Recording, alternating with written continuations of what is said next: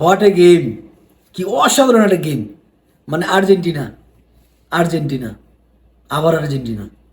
মানে ৩টা খেলা আর্জেন্টিনা যেভাবে উইন করলো, মানে আউটস্ট্যান্ডিং।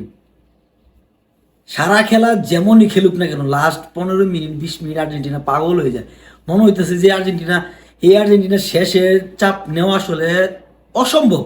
এই আর্জেন্টিনা এমন শেষের দিকে খেলে।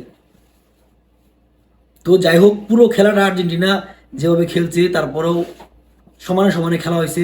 ইংল্যান্ডও আজকে অনেক অসাধারণ খেলা খেলছে। মানে তাদের প্ল্যান মতো ইংল্যান্ড আগাইতেছিল, এবং তারা একটা গোলও আদায় করে নেয় আর্জেন্টিনার সাথে। সেমিফাইনাল ম্যাচ, একটা বিগ ম্যাচ, মানে টান টান উত্তেজনার খেলা চলতেছিল প্রতিটা সেকেন্ড, প্রতিটা মুহূর্তে। তো এমন টাইমে আর্জেন্টিনারে আসলে গোল দিয়ে দিল ইংল্যান্ড, প্রথম গোলটা দিয়ে দেয়।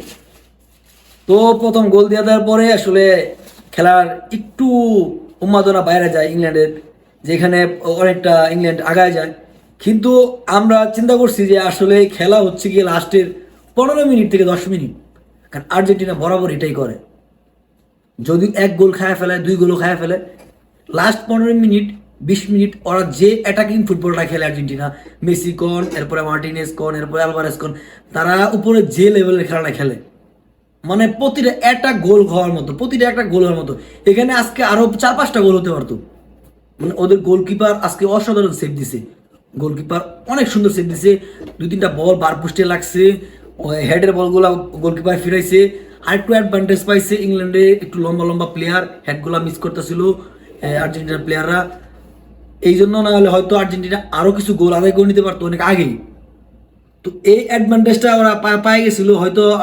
সবাই চিন্তা করতেছিল আজকে কি আর্জেন্টিনার ব্যাড লাকি হয় কিনা, কারণ বারপুস্টে বল লাগতেছে, গোলকিপারে সেভ করে ফেলতেছে, ইজি ইজি গোল।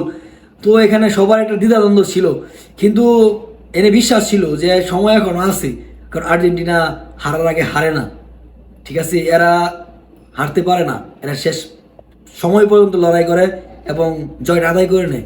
তাই করেছে আজকেও অসাধারণ কামব্যাক, এবং অসাধারণ কামব্যাক করার মাধ্যমে শেষ সময়ে গোল করে আসলে আর কোনো সুযোগই দেয় না ইংল্যান্ডে যে তারা গোলটা ব্যাক করবে।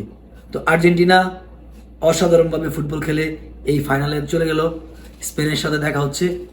তো দেখা হচ্ছে ফাইনালে। আর্জেন্টিনার জন্য শুভকামনা।